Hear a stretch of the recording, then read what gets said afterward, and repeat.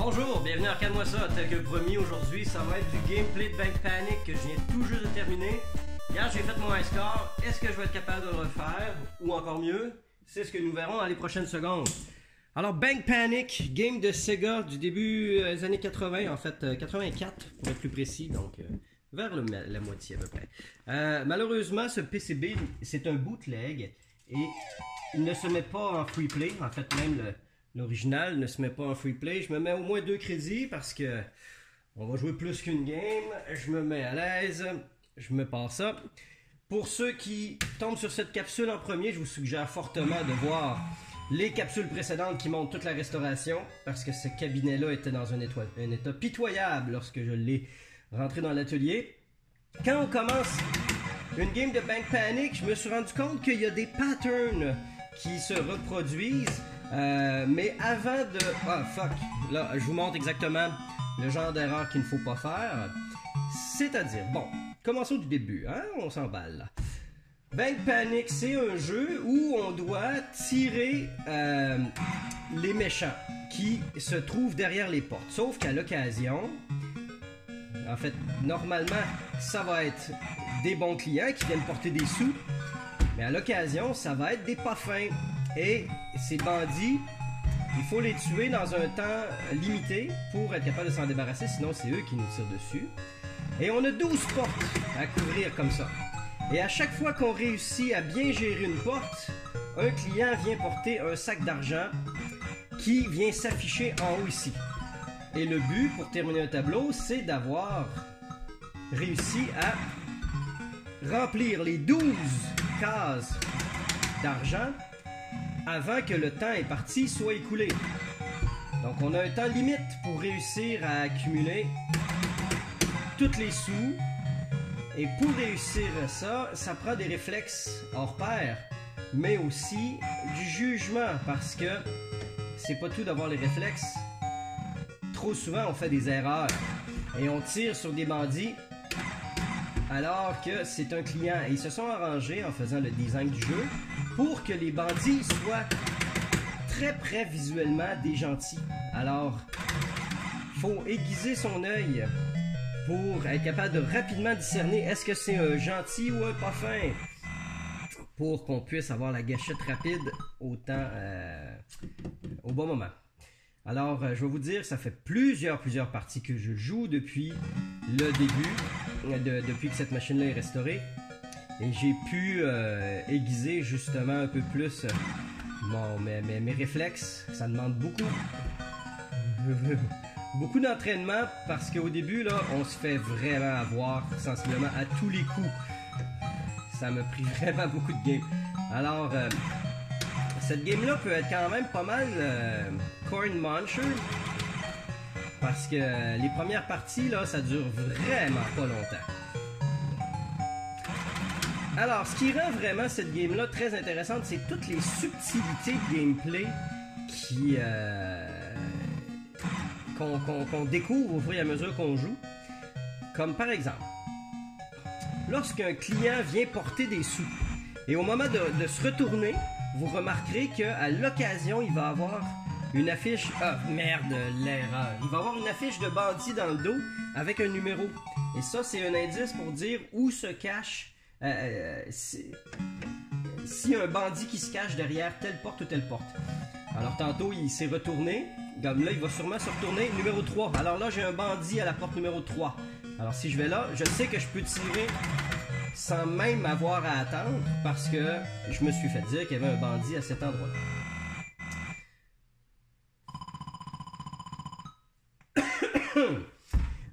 Vous avez pu remarquer qu'au début d'une partie, on peut choisir son niveau, de niveau 1, 3 et 5, je crois. Et chacun de ces niveaux-là offre un plus grand nombre de bonus, dépendamment. Remarquez que des fois, des bandits se cachent derrière un client. Alors, c'est pas parce qu'on a vu un client qu'on se dit c'est correct, la porte peut se refermer sans danger. Il faut rester sur nos gardes, parce qu'un bandit peut apparaître à n'importe quel instant. Comment qu'on fait pour savoir quand il arrive un client? Alors là, je suis en train justement une autre subtilité. Ben, subtilité,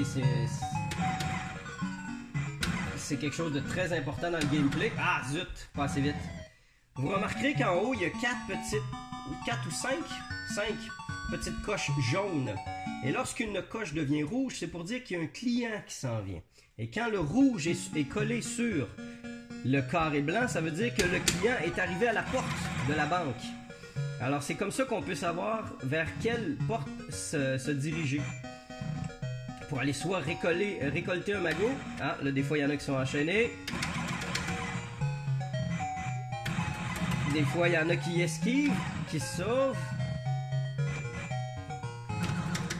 Et on peut pas se déplacer de porte tant et aussi longtemps que les portes s'ouvrent et se ferment. On peut juste recommencer à se déplacer d'un endroit à l'autre à partir du moment que toutes les portes sont fermées. Wow! 80 000! Écoute, sans m'en rendre compte, je viens de me rendre compte que je viens de faire mon high score. Bon, écoute, je dirais, ça paraît que tu commences, mais pendant longtemps, là, mon high score, c'était situé entre les 20 et les 40 000. J'avais jamais fait au-dessus de 70 000, qui est le chiffre à atteindre pour avoir un bonus. Donc 1, 3 ou 6. J'ai pas de bonus au niveau 1, mais je préfère commencer au niveau 1 parce que là, je veux vraiment essayer de suivre le pattern. Alors, remarquez que c'est pas très random comme apparition. Sur la première game, c'est toujours le même pattern dans lequel les bonhommes apparaissent. Alors, il y a toujours le petit garçon avec les chapeaux. Là, c'est un client. Ça va être un client et avec un bandit derrière lui. Client, bandit. Et là, je peux aller me redéplacer. 11 et 12, ça se supposait être deux bandits. Bandit, bandit. Il faut le taper deux fois, on le dégaine. Lui, on le tire. Puis là, on est dans une petite séquence où il n'y a pas de bandit avant un certain moment. On va avoir un indice après ça d'aller à la... Moi, je vais aller à la porte 1 et 2. Et derrière la 2, il y a un bandit. Ah! God damn it! Alors ça, c'est une des j'avoue qu'à l'occasion, c'est une femme, ok? C'est pas toujours un bandit. Mais la grosse majorité du temps, ça l'est. En fait, j'aurais dû me fier, c'est que normalement, ça me confirme qu'il y a un bandit quand il y a un client qui s'en va avec la petite affiche en arrière écrit numéro 2. C'est ma manière de me confirmer qu'il y a bel et bien un bandit. Sinon, c'est la demoiselle en détresse.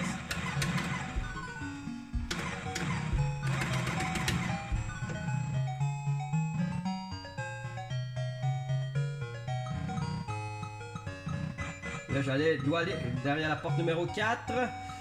Désamorcer la bombe.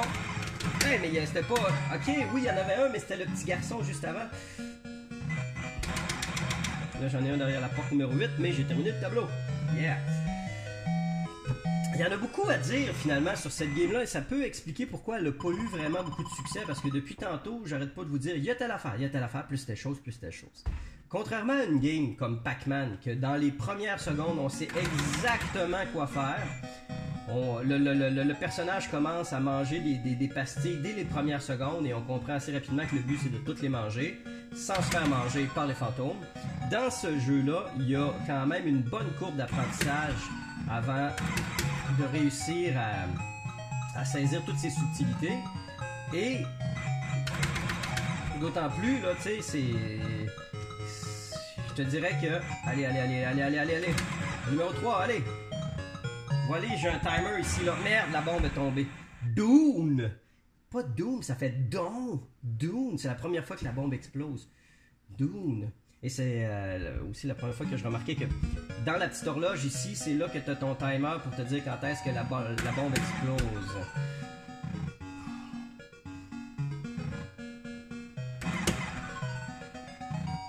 On va attendre numéro 12, tiens.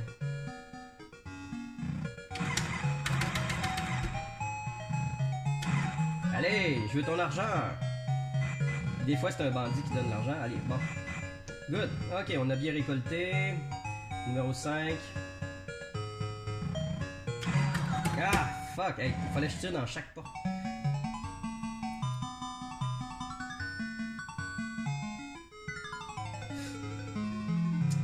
Au début, l'audio m'agaçait vraiment beaucoup sur cette game-là parce que quand t'es pas bon, t'entends juste le début de la tune. Et puis, comme je durais vraiment pas longtemps, je me rendais pas loin dans la musique. Alors j'étais vraiment tanné d'entendre tout le temps la même tune. Mais au fur et à mesure qu'on s'améliore, ben la musique dure plus longtemps et tombe moins.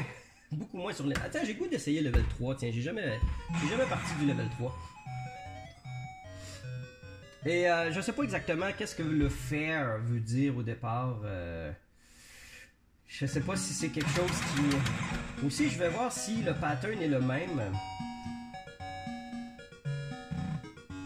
Jusqu'à maintenant, c'est identique. Non, ok, c'est pas le même pattern. Ah! Quel amateur je fais. Mal parti.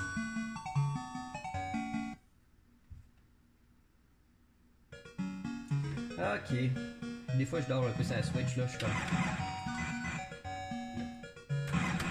Oh, man! Ouais, ok, level 3 est un peu plus dur, hein? C'est-tu moi ou... Non, je pense que je suis juste en train d'en reperdre.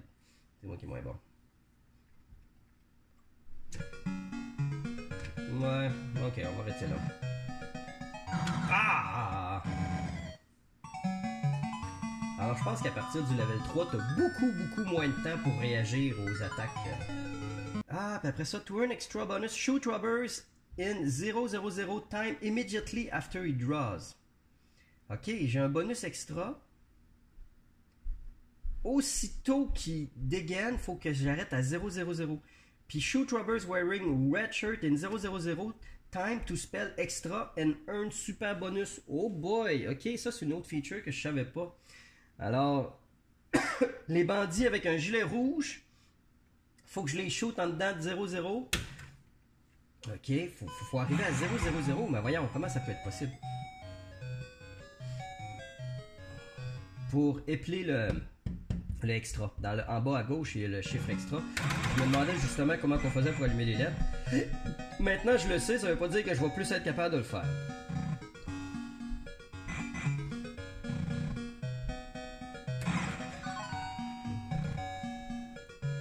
Ok, j'ai l'impression que... Ah, c'est ça. Alors, si tu attends jusqu'à la dernière seconde, tu fais plus de points, c'est-tu possible? Au dernier millième de seconde, voyons là. Parce que là, j'ai délibérément attendu.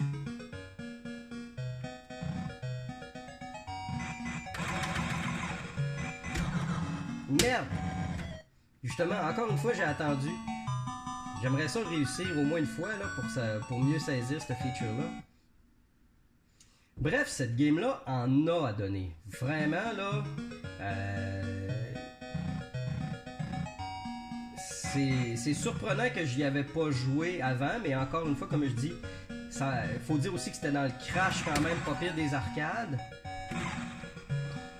Puis je pense que ce qui fait la force vraiment de cette game-là, c'est que je pense que c'était la première fois qu'il y avait une game avec autant de personnages, des aussi gros sprites, des aussi gros... Ah zut! Des aussi gros persos là, qui prennent la moitié. Je pense qu'après ça, il a fallu attendre presque Street Fighter avant de dire qu'il y avait des personnages là, aussi gros à l'écran. Bon, là, je viens de faire une game qui ressemble vraiment au genre de pointage que je faisais au début quand j'ai commencé à jouer.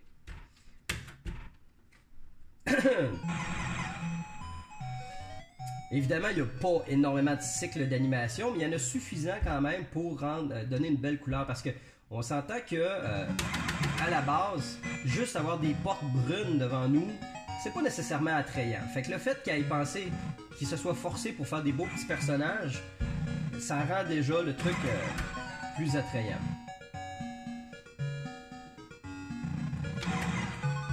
Bon, voyez-vous, j'ai même pas attendu une seconde. Et ça m'a donné juste 100 points. C'est embêtant, hein? C'est tout le fameux concept de risk versus reward là, qui est à l'œuvre ici. Là.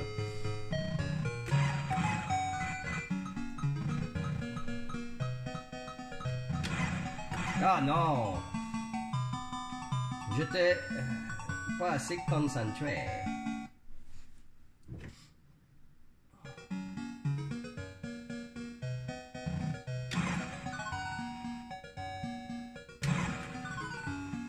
Comme là, voyez-vous, j'ai attendu un peu puis ça m'a donné 300 au lieu de me donner 100.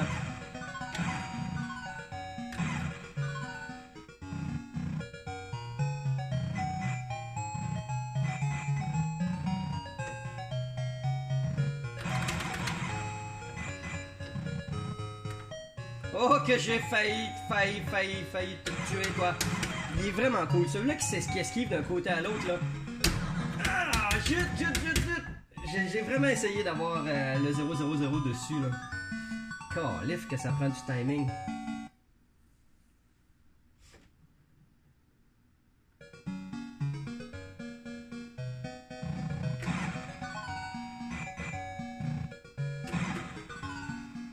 Oh, ouais, c'est ça. Ça donne plus de points qu'en... Allez, viens-t'en le 8. Aussi, là, si on prend trop de temps...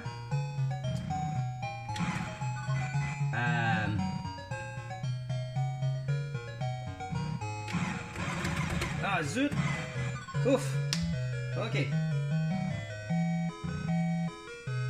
Ça, c'est nice, une petite cutscene de rien comme ça, là. Si on prend trop de temps, j'ai remarqué qu'à un moment donné, il y a des sacs d'argent qui s'enlèvent d'une case. Alors, il faut y retourner. C'est le fun de même.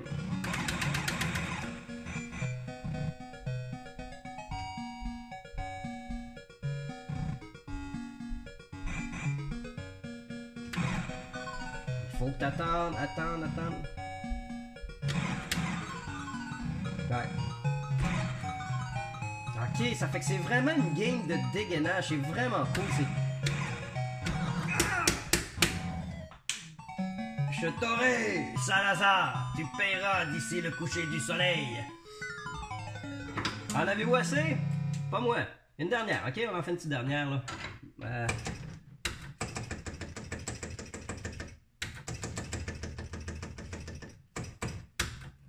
Je suis en train de vous donner le goût d'en avoir une. J'espère. Parce que c'est vraiment une game cool. Parce que là, juste le fait de vous parler puis de me rendre compte qu'il y a complètement un concept de duel comme dans les vrais bons western spaghetti où tu attends la dernière seconde pour shooter puis c'est ça qui te donne le plus de points. C'est vraiment très cool.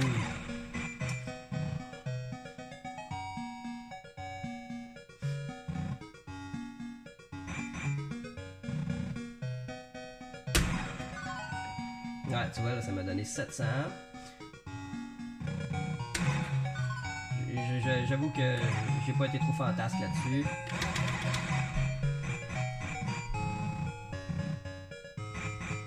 Ouais, là, il y a le bandit à la porte numéro 2, comme je m'y attendais. Et là, il y a la bombe à la porte numéro 6, comme ça arrive régulièrement.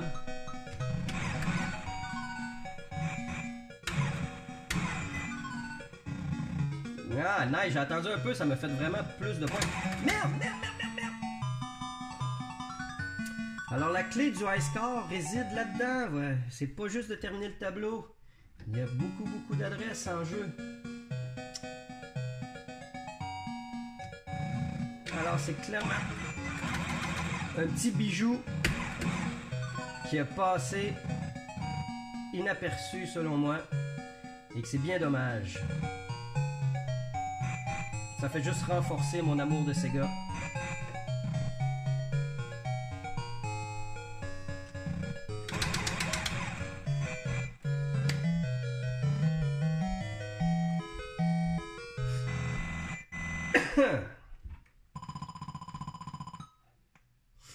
Faudrait que je comprenne le fair average points maintenant.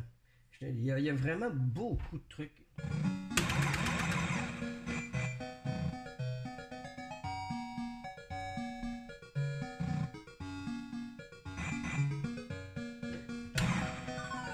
Allons à la porte numéro 3, mon gaillard. Et je te dégommerai,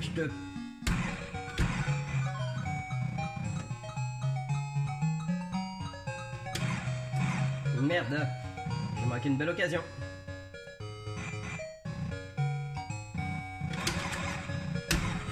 Oh non! J'avais la gâchette nerveuse. Je suis enrhumé, ça paraît-tu?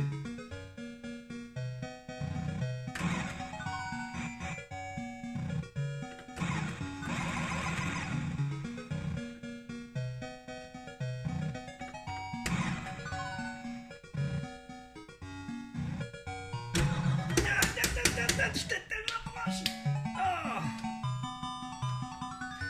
Il faut dire aussi la disposition des boutons là, que j'ai faite maintenant qui est identique à l'original et tellement plus agréable parce qu'à l'origine, là, sur le panneau de contrôle, les boutons étaient complètement au milieu et distancés d'à peu près 1 pouce chaque. Là. Si on peut voir, avant les boutons étaient ici, là et là. C'était vraiment difficile, alors que là, on peut jouer juste avec les doigts. Ça rend le temps de réaction beaucoup plus intéressant. On est plus proche du challenge original. Alors, voilà. L'affaire qui est dommage, c'est que pendant la traction loop, il ne représente pas le tableau de leaderboard. C'est un manque. Il aurait dû le faire parce que dans Hang On, qui date de 84-5, le tableau des leaderboards s'affichait régulièrement. Il faut dire que là aussi, vu qu'il y a un crédit dedans, là, il n'y a pas d'attraction loop. Merci d'être à l'écoute, j'espère que vous avez aimé cette séquence de gameplay. J'aime beaucoup faire ça, surtout quand je me débrouille bien, comme dans ce cas-ci, où j'ai fait 80 000 sur ma première game. Nicely done! On se fait un petit beauty shot, dernière fois de la game. Le client s'en vient chercher la machine dans quelques instants, alors je me permets de faire un dernier survol de l'esthétique, parce que, essentiellement, oui, il y a eu beaucoup d'esthétique, il y a eu beaucoup de travail qui a été fait sur l'écran parce que l'image était vraiment dégueulasse, complètement distorsionnée, il y avait presque plus de couleurs, c'était l'enfer. Beaucoup de travail a été fait dans la section électrique aussi à l'arrière parce que c'est une ancienne Rally X qui a été convertie vraiment à l'arraché, alors c'était pas beau à voir. Là c'est pour de vrai. Bye bye, portez-vous bien et à la prochaine.